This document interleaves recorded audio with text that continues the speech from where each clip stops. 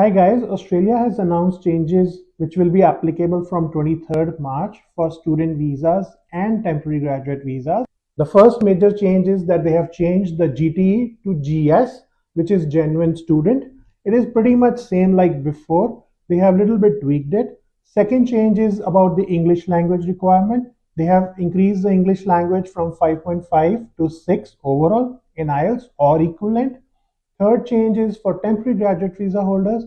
They have increased the English language requirement from 6 to 6.5 overall in IELTS or equivalent. If you're still thinking about studying in Australia, it is possible. If you're a genuine student who wants to study and build career, it is still possible. We can help you with the entire process from getting your admission to getting your application in. If you need help, you can contact us. Our number is given below.